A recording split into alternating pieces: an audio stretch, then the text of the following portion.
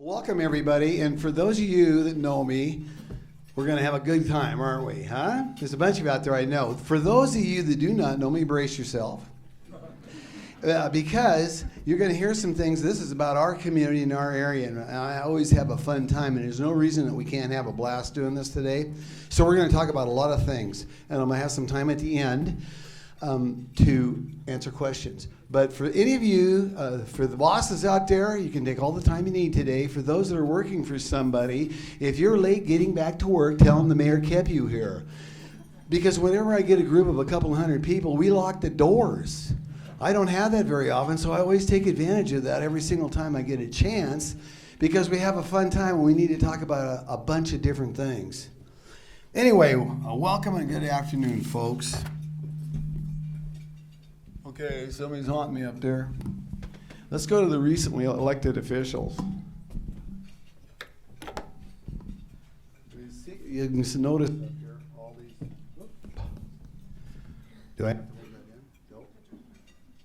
I think I shut it off. How about now? Okay, here we go. Here we are.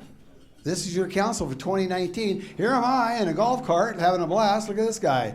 He's got the biggest smile, I think. What do you guys think? Oh, they all look good, though. This, ladies and gentlemen, is the team.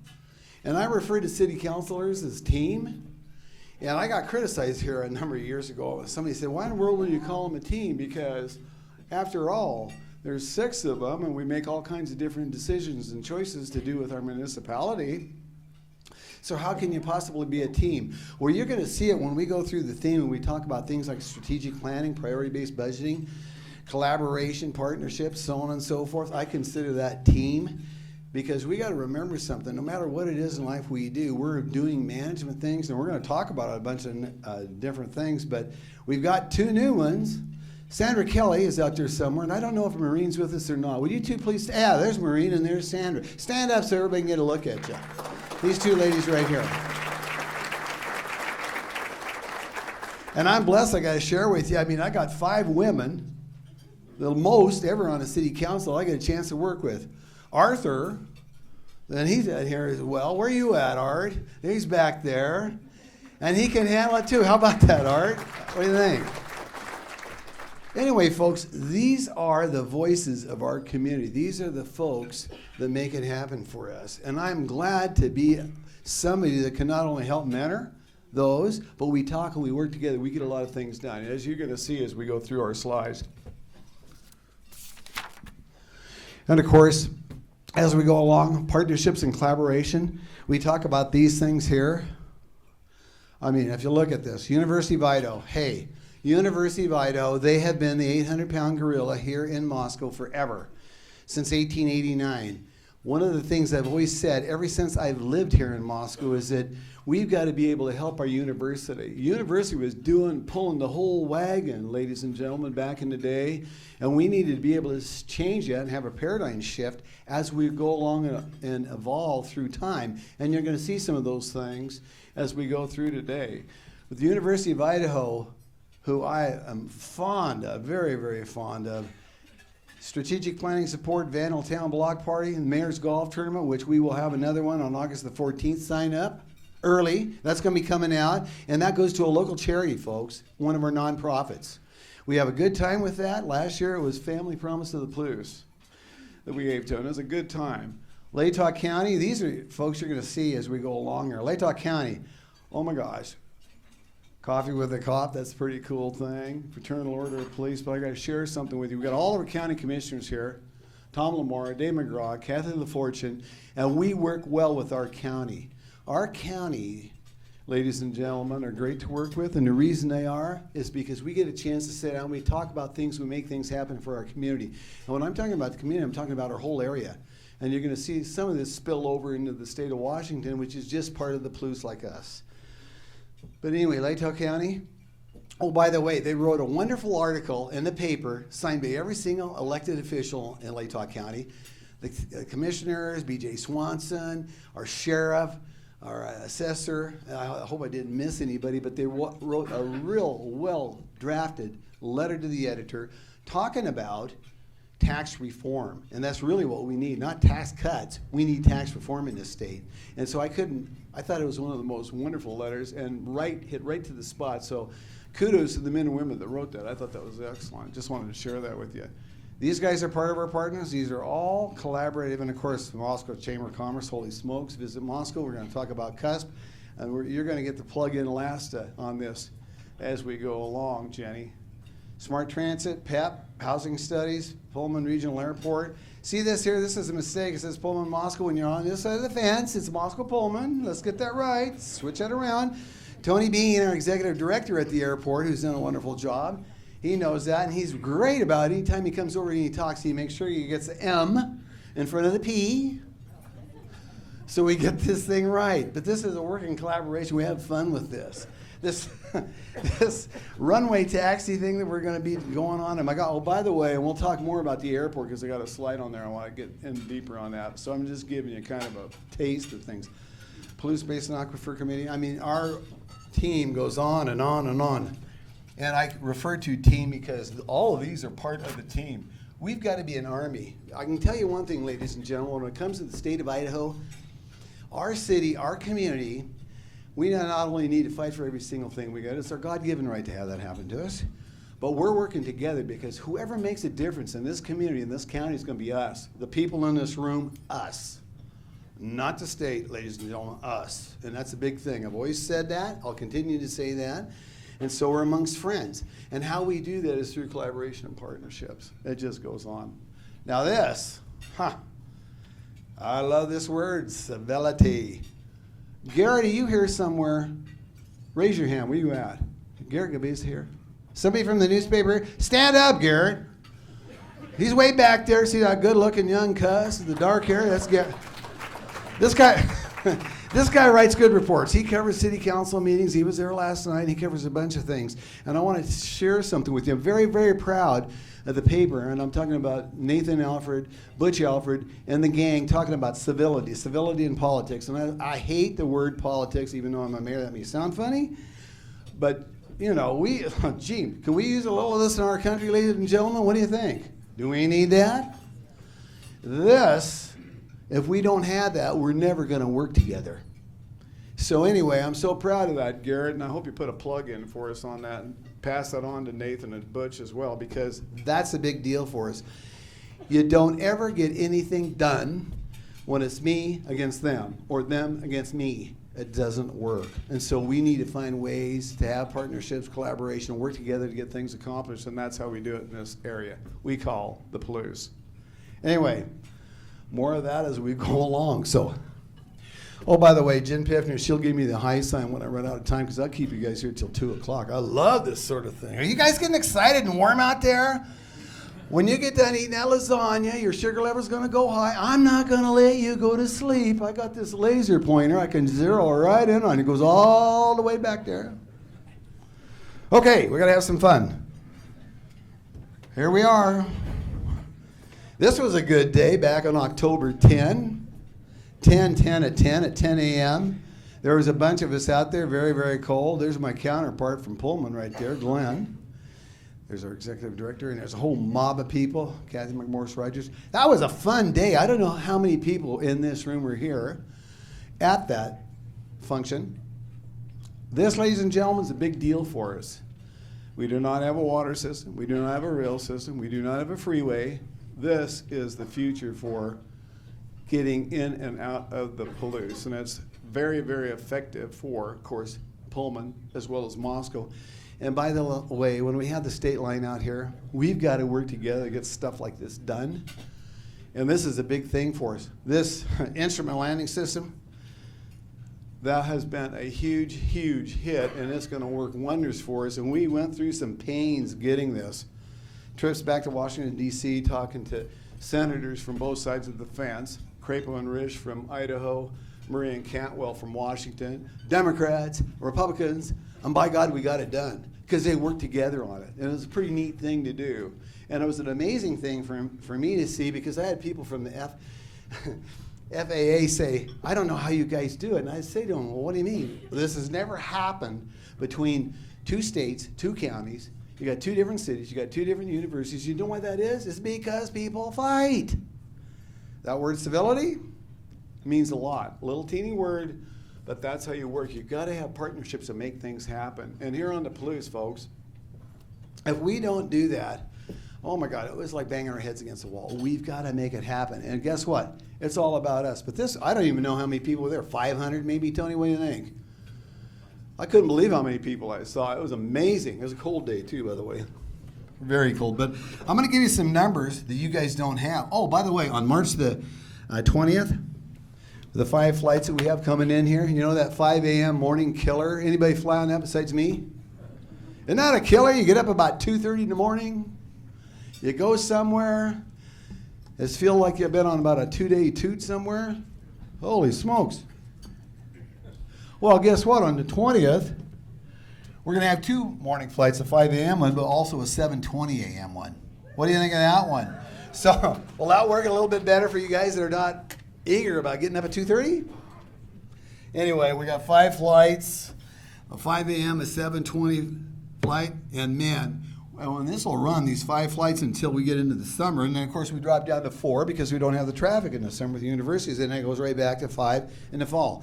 Now, with that being said, this guy right over here, Tony Bean, we need a flight to Boise. We all know that, right? Hey,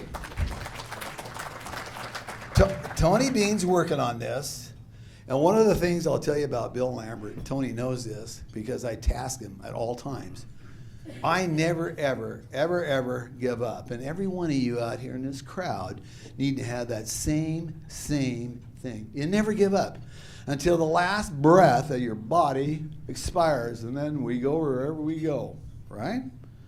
Well, this Boise flight that I'm talking about, we're hoping it happens. Tony's working hard. We're working diligently on it, and we're going to keep pounding away on it because it's something that we need. We need it on this side of the fence. And the guys over there, they all know it. We don't need more than 5 flights back to Seattle. But hopefully, we're working on a flight to Denver too, and I think that may open big doors for us. And that's something that 2020, we're going to have more information to come. And of course, Glenn Johnson, he's the chair of the airport board. I'm the vice chair of the airport board. And we've got several of our airport board members here in this audience today as well. And we're all working diligently on this. It's going to be something that happens to us. But I want to give you some numbers. And I'm not going to give you every number, but starting in 2017, our passenger count out there was 79,605. 2014, 83,868. 2015, 99,745. Here's an amazing one. Last year, 2019, 138,239 passengers. I mention that because, yes, they did cancel some flights in Lewiston. However, we have been growing 15 to 20% year over year, whether that happened or whether it didn't happen. And so that's an impressive thing for us to see and talk about. And there's going to be more on that. By the way, as of February the 13th, which was just a few days ago, we have full TSA check here. And what that means is back in the days, you used to, every time you had a tablet or a laptop, you had to pull it out of your bag to stick it on the counter and run through separately. You won't have to do that in the future. Isn't that a good deal for once? That's a victory for us. Yeah, that's a victory for us. And by the way, those of you that do not have TSA pre-check, we've been having diligent programs about getting folks going on this thing. It's $85 for 5 years. I highly recommend it. And there's going to be some classes coming up. Not classes, that's the wrong way. Sessions, however you want to say it, where you can go in and get signed up for this thing. Tony, you got any idea when that's coming up? Summer sometime, right? March 2nd through the 6th? Oh, coming up soon. For those of you who don't have it, but it's going to be kind of an ongoing thing. I just got the high sign, folks. I need to move on. Let's get into economic development. Hey, I told you I could keep you here till 2. Maybe it's going to be 3. I don't know. We got a lot of stuff to talk about. Economic development.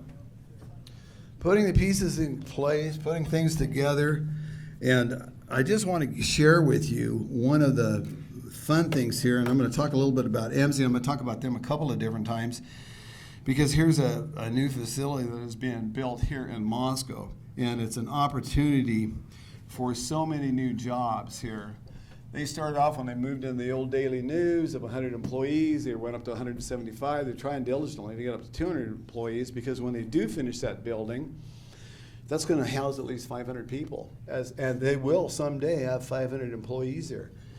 Those jobs, ladies and gentlemen, open up opportunities for software developers, engineers, data scientists, economists, sales reps, and more. This is such a huge, important economic development, part of our partnership here in Moscow, and it affects the city, it affects Lake County, it affects the University of Idaho, it affects the Moscow Chamber of Commerce, because the trickle-down effect in this is huge. As we get more and more businesses, and these are good-paying jobs, ladies and gentlemen, maybe we can keep some of these kids going to school here that are graduating from these universities, staying here and working in these companies, raising their families, getting things going. To me, that's economic development, and that's exactly what we need to push our town forward, push our area forward. We need that type of growth. That's a big deal for us. Anyway, we talk about these different businesses and different partnerships. Will this continue? Absolutely. Oh, I also want to talk about PEP, Partnerships for Economic Prosperity, and that ties into business and government and education and the community leadership and what that is, and that's something with the University of Idaho, Lake County, the City of Moscow, and the Chamber working together to get a variety of different things done. And that's bringing businesses here, looking at new businesses, looking at new activities, as well as we got a housing study working on housing, because that's one of the challenges that we're going to have in the future.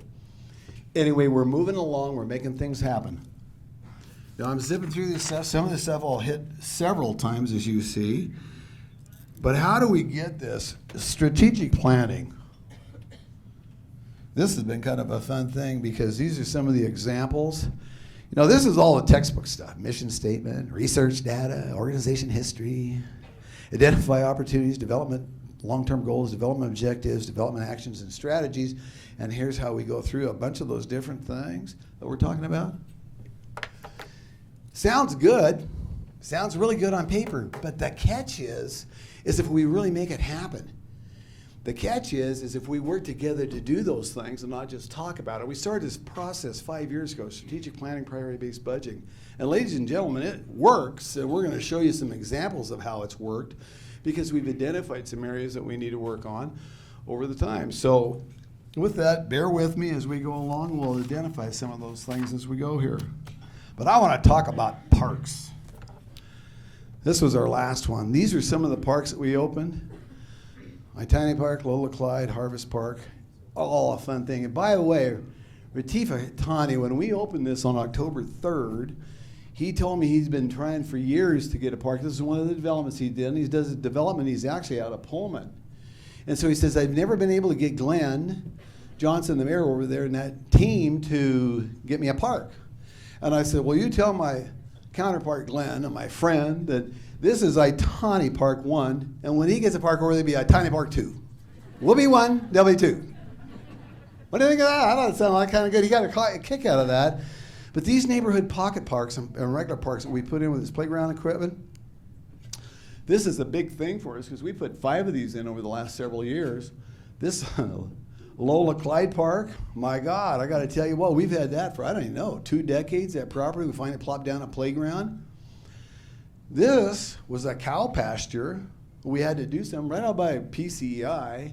And so we've got this developed, and we've got this. And we're going to have an opening this spring coming up because it got too late in the year for us to have. It got too cold and dark too early. 5 o'clock, if nobody's having fun when it's 25 degrees and 5 and dark. So we're waiting until this spring to have some fun with that. This here, but it can be used right now, of course. Harvest Park is going to be one of the fun. That's our edible park coming up with our partnerships on the Indian Hills area. And the fruits of that really are not going to happen for, I don't know, maybe 8, 10 years, 15 years. But the fun thing about that, as that develops into edible forest for us, which it will be, fruit trees, berries, all kinds of different things, that is going to be a huge plus for this community. And so I'm kind of excited about that. And that's going to grow. As we grow older, that's going to grow and mature. As we really mature, it's going to be wonderful. So with that saying, I got to share something. Talking about these, we have our own in-house guys that put these things together. Through strategic planning, Calvin Macy is our head person that makes this thing happen out of Parks and Rec. He is a certified playground putter together, I guess, how you would put it, huh? How's that, for lack of a better word? But let me tell you what, every time we put one of these things together, we save between $15,000 and $20,000 every single time. Well, and this was number 6, Lola Park, I think. Lola Clyde, was that 6, Jen, or 5? 5 or 6. So think about that. Might not seem like a big deal, but if you put 5 of these things together, and it's $20,000, that's $100,000, and that's $100,000 that we can use on something else in our community that our taxpayers are paying for. I love this stuff. Sometimes I get off the beaten path here. I get so excited about things. We're going to move on to the next thing. Oh my God. Here's some of this stuff. Look at all this. Here we go. This is what we spent on roads and streets. Goes along, and all of a sudden, boom, boom, boom, boom. I'm going to share with you. This is part of this is the state in its wisdom finally found out that you could give us a few more cents per gallon on gasoline to help us out, which I really am thankful they did. And what it amounted to is, I think, about $225,000 a year for the city of Moscow. But you'll see this was kind of the average right along here, about maybe 300 to 350, and this thing popped up right up, it said, to like 630, and then we went up to 800, closer to 700, 800,000, and then this guy, this one was a moonshot. But this right here, this big off-colored one, well, this is 800,000 in our own budget, but I got to share with you, that other part was a grant, a community choice grant, and that, whoop, hopefully I didn't break that, Jen. I flop around and do this all the time. This is not unusual. This part here, folks, that's $477,000 grant we've got for paving, for sidewalks, and for different things. And Elisa Anderson, is she here? Elisa here somewhere? Our grants writer right back there is getting some of these things for us. Yeah, exactly.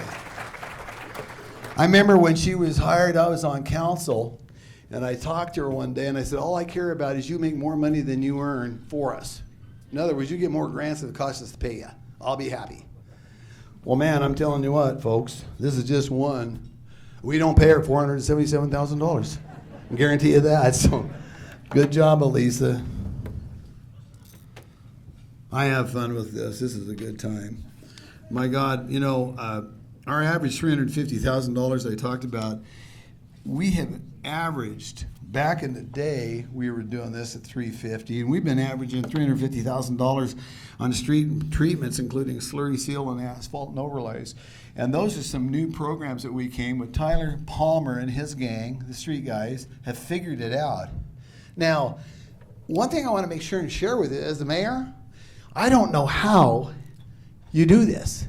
What I like to do is give City Supervisor Gary Reedner, and councilors like to do this too, through our strategic planning, some of these things we need to get done and how we can spread the bucks, make them go further. I always have this vision. I've got no idea in God's green earth how you do it, but you got to get it done. And so you have to have a team that gets that done for you, ladies and gentlemen. The city of Moscow has a great team that figures this out for us. No different than Latah County with the team that they have getting things done for them. That's how you get things done. You combine that in a Palouse, you combine that in our region, and that's what makes our community great. Have you noticed how I put a few plugs in for Latah County? I love those people. Guess what? City of Moscow, are we part of Latah County? Yes. Now, you know, some cities and some counties have a terrible time. They don't like each other. And I can't imagine that. Geez, you know, it's like, can you imagine inviting a relative at Thanksgiving you really didn't care for? Are you going to have a good time? You know, you burn the turkey, the potatoes will be lumpy, and the gravy will be lousy. No. You work with people. It's about people. This is about a people business for all of us. I don't care what it is. You're seeing the management side of me come out because this was something with me as a big deal as a manager. I always told folks, if you don't love the people you work with, the first thing you need to do is when you get up in the morning and look at yourself in the mirror and see what you see. Because when you go out, that door, your front door, that's what everybody's going to see, is how you look. And I had a quick story one time. I had somebody say to me, this is in my Safeway days, and we were in an intense thing, a tough time for us. And I had one of my employees say, is everything okay with you? I said, geez, I guess so. What do you mean? She says, you don't look right. And I said, I don't. She said, no, you're not the happy guy you usually are. What happened to you? Well, I got to share something with you, ladies and gentlemen. I had a tough task of laying off 30% of my staff. Think about that, 30% of your staff. A lot of you people are business people in here. What that equated to was about 45 of my Safeway employees at that time. And it's because we had a new competitor come up, clobbered us at sales. Our sales got chopped in half. And when you're in a business, especially a retail business, and a business with a small margin like a grocery store, your labor is your biggest expense. You have to move with something, and you've got to go do things quickly. Now, why do I bring that story up? Ladies and gentlemen, our friends here at the University of Idaho are going through a similar thing, and they need our support. President Scott Green is doing the best he can, and his team up there will make it happen. Now, some of these things are painful, ladies and gentlemen. There's no doubt about it. But sometimes you get things dumped on you that you didn't have before, and you're the person that has to answer that call. That's the only reason I bring that up. I've got full faith in President Green. I think Scott's going to do a wonderful job for us here at the University of Idaho. In fact, when he was one of the 5 interviewees here, I wrote a letter to the state board suggesting that he's the guy to get, because I think this guy's a number guy, MBA at Harvard. And one of the things I love is numbers. And I thought if there's a financial thing that needs to get in order, he'd be the guy to get it done for us. So I just thought I'd share that with you. It's tough. It's not easy. And these things happen. Okay, let's talk about our fire department. Oh, God. This is our fire department. City supervisor reading here about, 4 years ago said to me, well, we need fire trucks. They're all going due at the same time. We've had these things about 20 years, and the wheels are about ready to fall off them. He didn't say exactly that way, but that's what he meant. That's how I took it.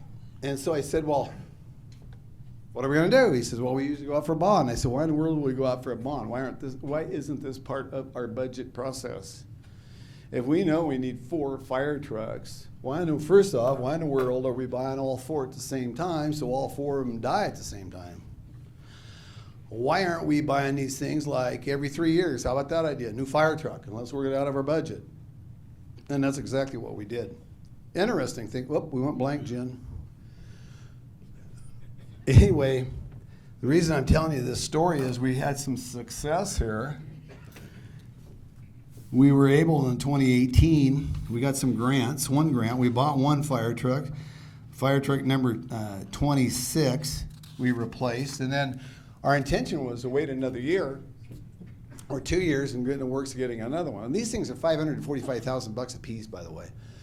Well, the next year came up, and we had a chance to get a community grant. I don't remember the name of it. Let's see, Community Development Block Grant. And they were willing to give us $289,000 for a $545,000 vehicle.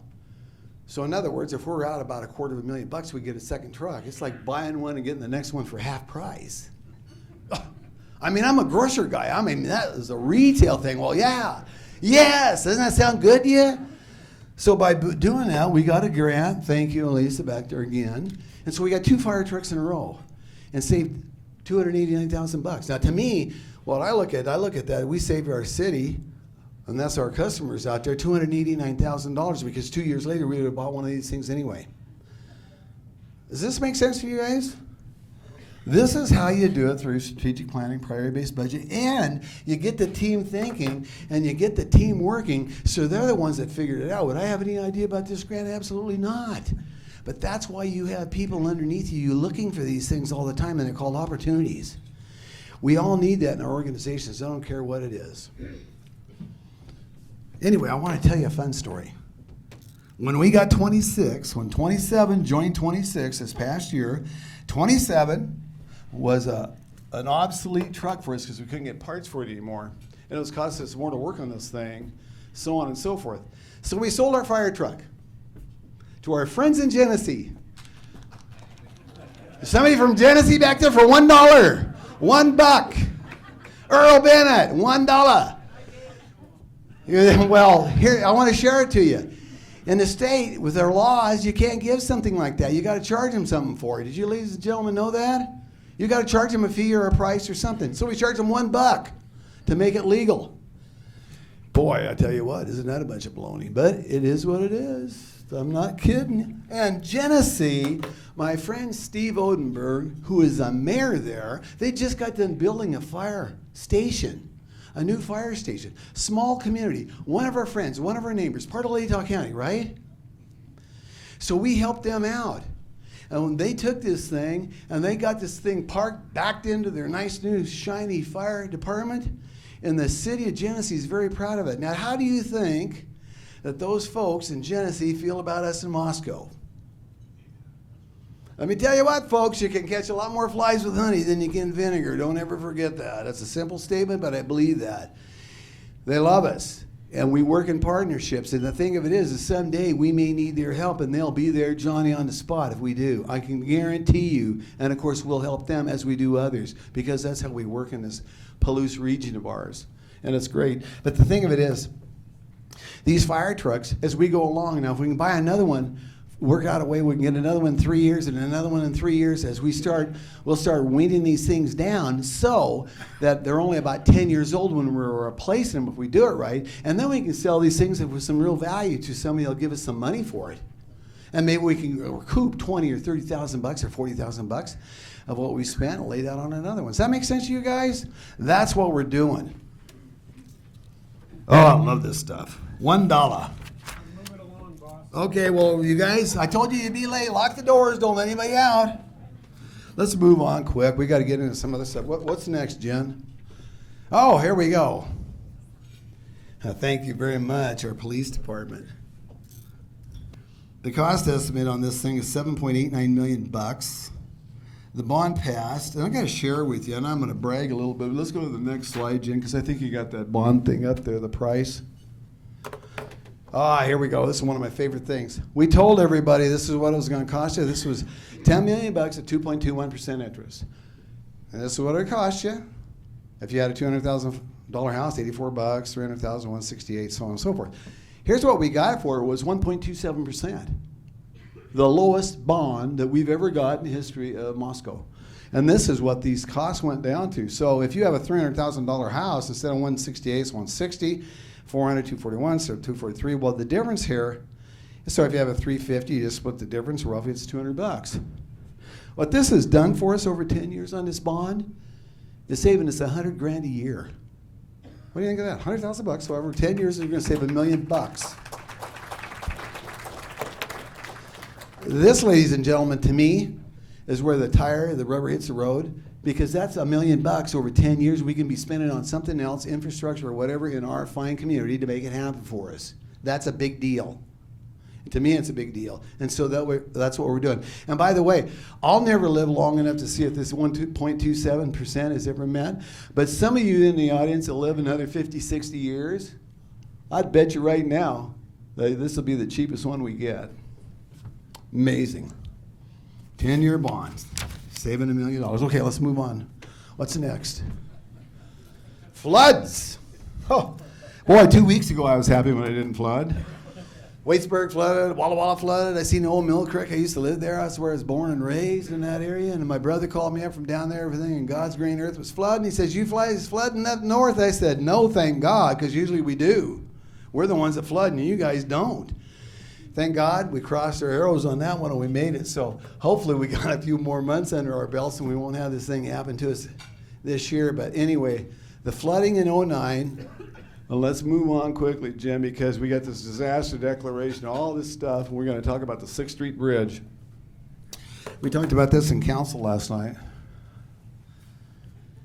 Oh, I'm doing pretty good. It's 12:29. We still got some time. Anyway.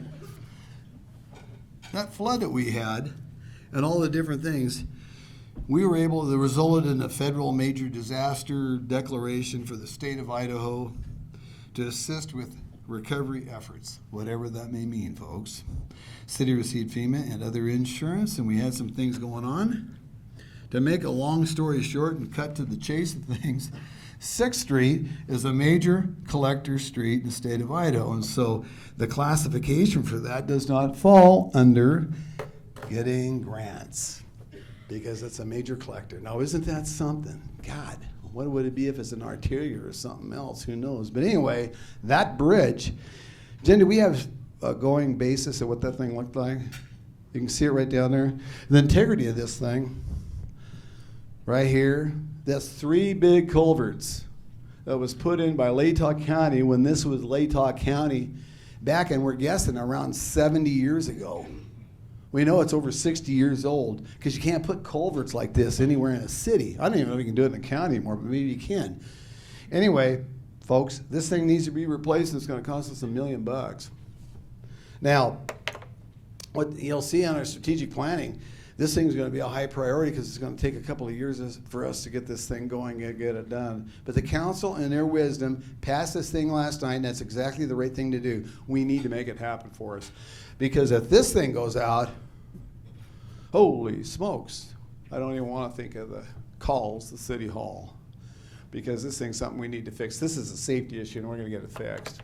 Council made a good decision on that last night. We are going to get $150,000, we think. We got a bond in for that, a grant in for that, so we're hopefully making that happen for us. Anyway, we're going out to bid this thing, and we'll start this process in January of 21, so it's going to be a year from now, but it's coming, and we're going to get whatever grants, if there's anything in God's green earth that we can make happen for us. Lisa is going to bird dog this for us, and that's exactly what we need her to do the best we can to get whatever it is we have. But we need to work on this. Well, what that may mean, folks, is we may shallow some of our street spending on some other things for a few years until we got caught up. But the good news is we'll stay above our average. What we used to have our average, we'll stay above our average for dealing with streets because we know we need to continue working on that program. That's never going to go away. Anyway, I wanted to share that with you. Okay, let's go on. This looked kind of like a mountain range when I first saw it, going up, and I thought, man, that looks like a steep ski slope over there. Well, that's not what it is. This is commercial and residential building and permits and monies that are coming in. Jen, go to the next slide. And that just shows you over a period of about 20 years, kind of the ups and downs and ups and downs. Anyway,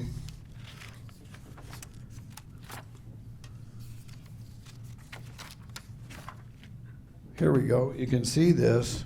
This kind of shows you. This is a little bit better. This is how this over here, this one's commercial. This does not add into the MZ that is going on. That'll show up in the 2020 numbers.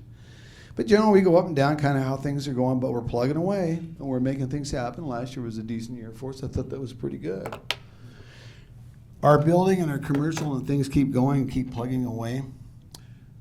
And we need to make that happen for us. We need to continue that for us, working for us. And I think we will. You know, we've got some of these tax breaks, federal tax breaks, and we're always looking at opportunities. PEP's looking at those opportunities, and we're working together, the chamber on this. That makes it happen for us. Let's go on here. Let's see, what do we have here, Jen? Oh, this, folks, is the total awards of grants.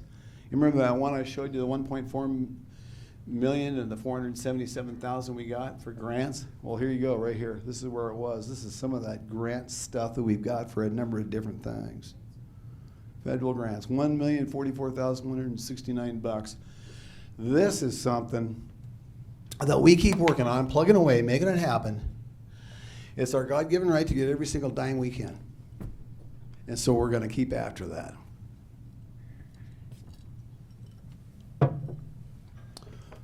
Okay, and you can see, and I'm not going to go through each one of these, what we got these different awards for, but we've got all kinds of different stuff. Well, I know one of the things that we didn't put up on this slide is the underpass from Highway 95 and where Highway 8 meet.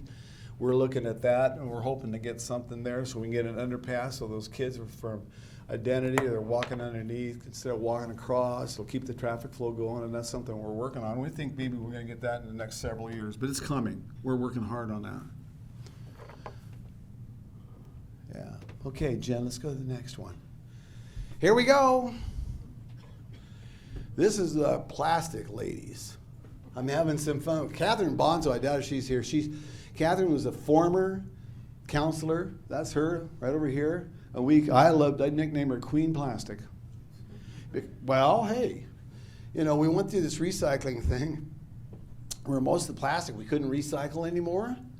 It was a terrible thing. We had to change our whole recycling thing away. Well, she figured out a way that, like, grocery sacks, sacks that are like inside cereal boxes, sacks that are like cover bread and stuff, those types of, and I don't know, they call them 1 through 7. I couldn't tell you what a 1 was or what a 7 was, but she knew this.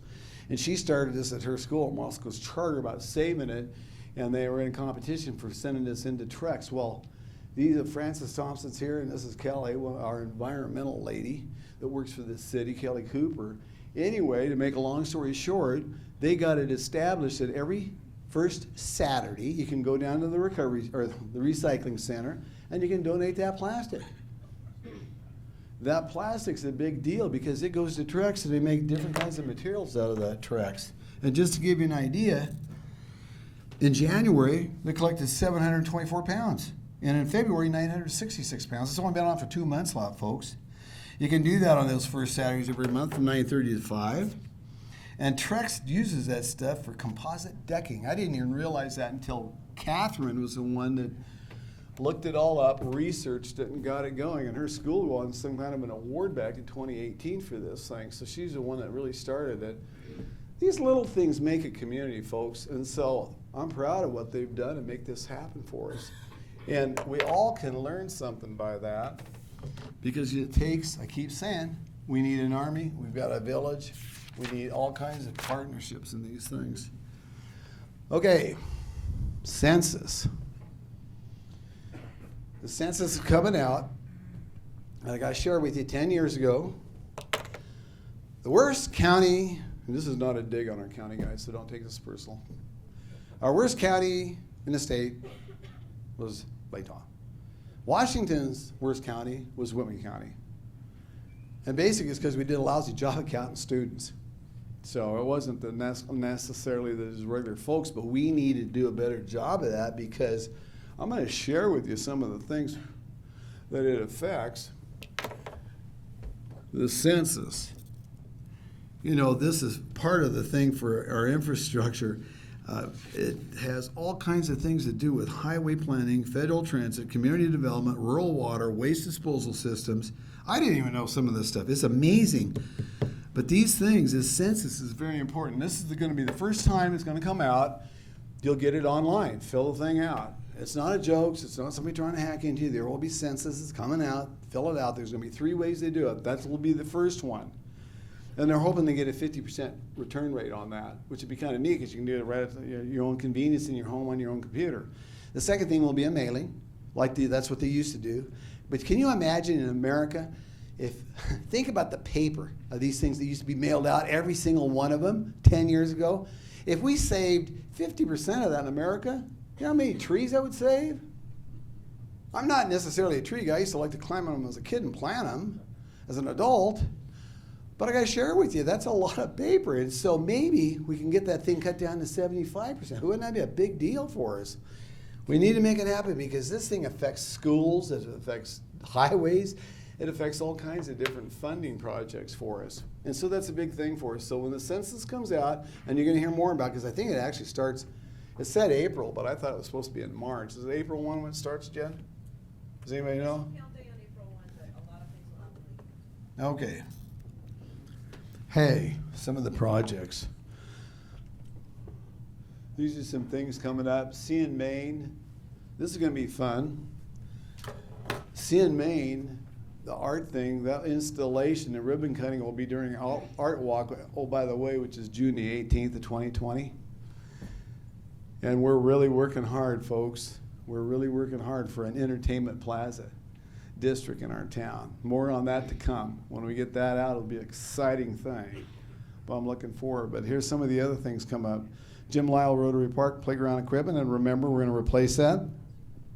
Calvin Macy and his gangs will be putting that in, save us another $15,000 to $20,000, just by the way. A Street, oh my God.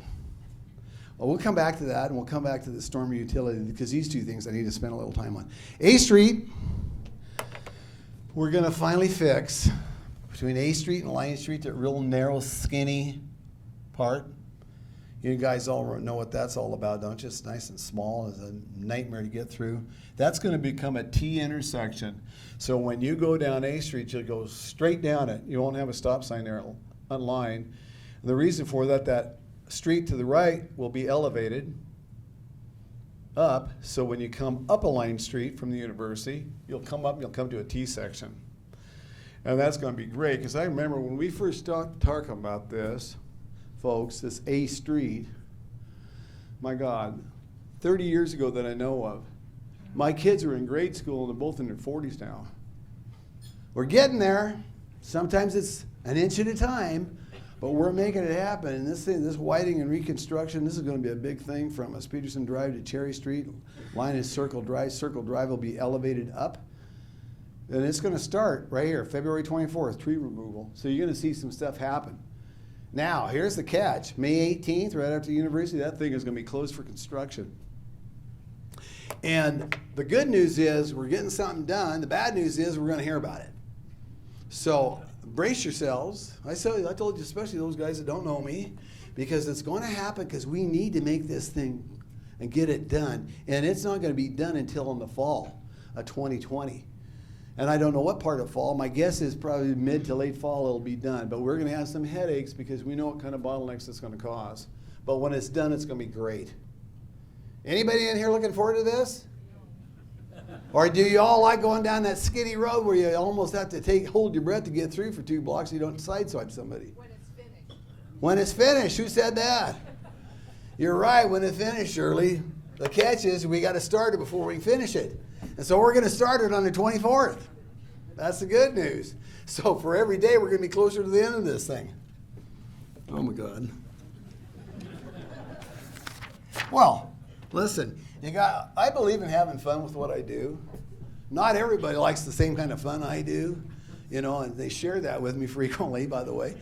And I'm okay with that, because, I'll go back to that word civility, and I got to be civil too when I hear things. Oh my God, a New Year's resolution: be careful, don't swear so much.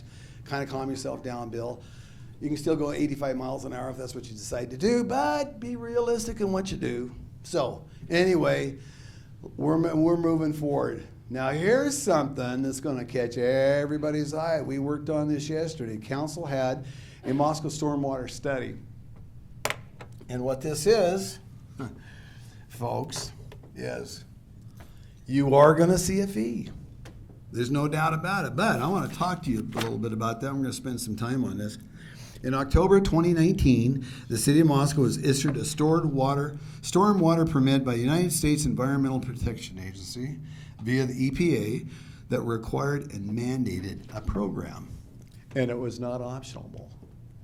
So here we are. We've got to figure out a way to comply with this order and this permit. That permit was issued. That permit is good for 4 years. And basically, this is a stormwater sewer system collection of various structures, including retention basins, ditches, street gutters, curbs, storm catch basins, underground pipes designed to gather stormwater runoff from buildup areas and discharge them into local streams and river. And of course, we got to make them cleaner than what they are. And this has got to be separate from our sewage system. And it's completely different from the sewage system treatment facility or a private septic system. And what this is there's going to be lots of education coming up on this, folks, but what this is going to boil down to, this is going to be a fee. Basically, if you own a house in Moscow, roughly, this thing's going to cost you $9.33 a month. And that money goes to this program and this program only. That's not a fee that the city of Moscow wants to dump on everybody. It's something that we've got to do by a mandate from the EPA. Council worked on this. We saw a 2-hour presentation from Aspect consulting, and there's going to be all kinds of different meetings that we're going to have. We're going to have evening meetings so we can educate folks, because it's going to affect commercial as well. And so we're going to be there's going to be a broad spectrum throughout. Coming up this spring, I don't know when the schedule is, but I wanted to share this with you because it is coming forward. Nobody likes new fees. We get that. I don't like new fees. And actually, I kind of had a stomach ache when this thing came in front of us. But I'll tell you something. I was on council in 2007 when we got fined $136,000 or $130,000, and it was because of this runoff thing, and we knew someday we were going to have to fix it. And the EPA at that time really didn't know what we needed to do in order for us to fix what we knew was going to come down the road. So here we are 12, 13 years later, and we're fixing that problem. And I can remember being as a counselor always wondering I felt like, when's the hammer going to fall? When's the hammer going to fall? So when you see this come up, folks, don't be upset with the council. You can be upset with me. I'm fine with that, because I'll talk you through it. I like to talk anyway. All of you by now should know that and recognize that. But this is something we've got to do. And you know what, ladies and gentlemen, it's the right thing for our community to do. It's the right thing for us to do. We need to be up on top of this. And we're not the only ones. Lewiston's on this. I know Coeur d'Alene's on this. And so what we've done is we've used some of the things that they've done so that we can make it better. This used to be for cities that were 50,000 and above in populace, and that has dropped down. And now the EPA mandate is going to go for cities over 10,000. So this has finally got to us, and we're working on it. But I wanted to share that in the forefront, because this is something that we're going to see in the 2021 budget. Won't take effect until October of 2020. But it's something we're going to educate folks on between now and then, so everybody knows. I don't want it to be a surprise. One thing I love about our community, I know about our community, they hate surprises. They hate surprises. It's not like having a birthday surprise or a New Year's celebration. It's a little bit different than that. And so we need to work together on this to make it happen. And by the way, I want to put a plug in. This has nothing to do with the stormwater thing, but our friends at Gritman and the different things that they do for our community. I just wanted to share that with you. These guys deserve a lot of recognition from us. And so they're modest, and they wouldn't want me to say that, but I threw that out there. I wanted to say it because when I talk about partnerships and working together and collaborations and teams, they're part of the team that helps us through, folks. Yeah, please. Okay. Last but not least, Jenny Ford, where are you at?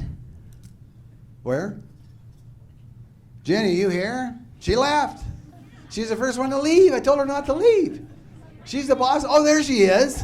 Oh, I thought you laughed, for crying out loud. I said, she's the first, everybody else is in this room. Well, let's save the best for the last. I wanted you to see this, because Chamber of Commerce, thank you very much for inviting me here and letting me do this. Jenny, anytime I get a chance to talk in front of a couple hundred people, it's a big deal for me. Because this is about our town, it's about our community, it's about our county, it's about us on the Palouse. And I know within my heart, the only ones that are going to save us here are us. And the only ones that are going to ever be able to work through our problems is us, ladies and gentlemen. Nobody else, us. Always keep that in mind. But I got to share with you. Community, the CUSP. For those of you that don't know what CUSP is, that's Community University Strategic Partnership.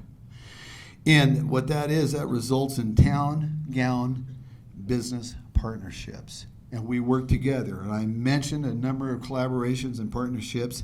And like I said, our Chamber of Commerce, our county commissioners, our whole county, the University of Idaho, of course our city of Moscow, and then even to some degree with the Moscow School District. But this began as our branding project, and we're seeing results of this. And what the whole idea was is to promote Moscow to visitors, potential students, new businesses, and more, and other things. And the progress includes visitmoscow.id.com website. And by the way, Jenny, is Stephanie Allen here? She's not, unfortunately. Okay, I want to put a little brag for Stephanie. Works for the Chamber, and thank you, Stephanie Allen, from the Chamber, who's leading this effort, to the Idaho Department of Commerce, Idaho Tourism, for their grant funding support on these projects as well. And Stephanie, she's just a dynamite young woman who is extremely bright. We have lots of bright people in this room and in this town, but she has got a lot of energy, and I really get kind of a kick out of her because she challenges me. And I think that's great because I think all of us in our lives, ladies and gentlemen, need to be challenged from time to time. But she's one of the things that we've got going here in our community that's awesome. Besides a lot of others, I know a bunch of you out there. Now, I'm going to open up for questions. Ask me anything you want. Come on. Don't be afraid. Shelley. Well, I'm going to ask about 3rd Street. If it's planned to go in ever, the reconstruction for the audience. Okay, the question was, what about 3rd Street? Well, the 3rd Street Bridge, well, that's an interesting thing. We've got a bridge there. But, of course, it's a bike bridge and a pedestrian bridge. And I, as the mayor, I really did want a regular full-size bridge that did everything, a multimodal bridge that conveyed all traffic. When we first studied doing that, we came up with a price that bridge was going to cost $580,000. We were able to budget that and manage it. But so our truth is when it got to become $1 million, we couldn't justify doing it, Shelley. Now, will it ever happen? I hope so someday. I don't know. I can't tell you that. But the thing of it is, it's one of those spendy things, and we know it's because that's when we know the 6th Street Bridge is going to cost us $1 million to replace. So, first things first, we need to get 6th done and get that going, because what we cannot have in this town is 2 through streets that cannot get there. 6th right now is our important endeavor. How about the update on the highway coming in? Highway, the way I understand it, they're going to start this spring on it, Thorn Creek into Moscow. They've got property rights and they're going and full blast ahead, and I think that's great. We need to get that 4-line. That was another thing that's been decades in process. I didn't have a gray hair in my head when they first started talking about that. But anyway, more questions. Jenny. Shirley Green. I'm with the Moscow Church of the Nazarene. Been a member of the Chamber of Business and in the community forever. But the question I have, it's the 6th Street Bridge is going to really impact our access to our facility. We do own the whole block, but we only are allowed to have 1 sign on the whole property. How long is this going to take, and are we going to have some flexibility to direct people to other access points at our church? Well, thank you for the question, Shirley. The good news is you have some time, because the thing won't start until 21. But when that comes, Bill Belknap's office, that's who you need to get in touch with, and he'll be having all the logistics of those sort of things. He may be using Michael Ray.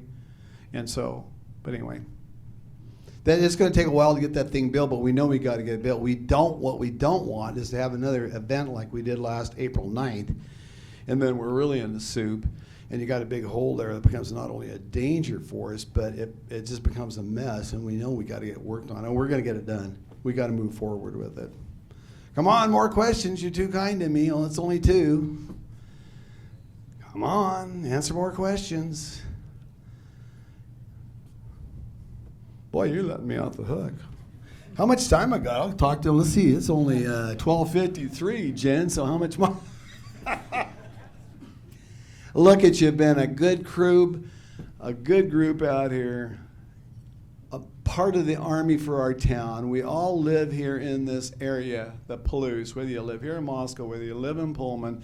We work together to get things done, ladies and gentlemen. Our wonderful university, they need as much of our support as we possibly can give them, and we need to work together. So when one of us is down, we need to be able to lift the other guy up, ladies and gentlemen. And I don't care who you are or what you do, that's how we need to work.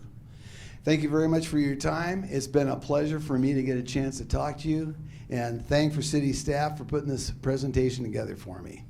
Everybody have a good day.